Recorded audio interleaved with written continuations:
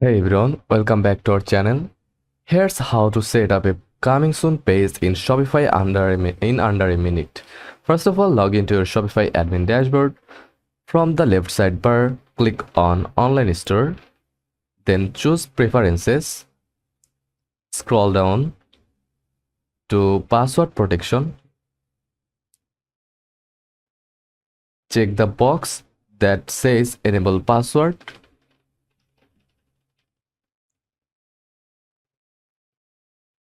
Add message like coming soon.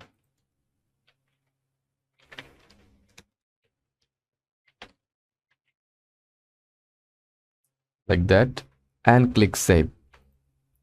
Now go to Themes, then Customize.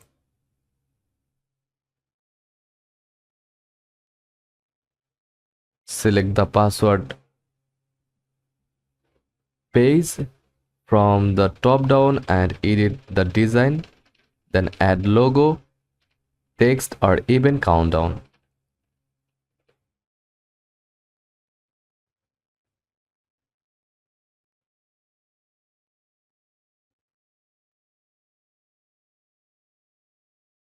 Click save and you are done.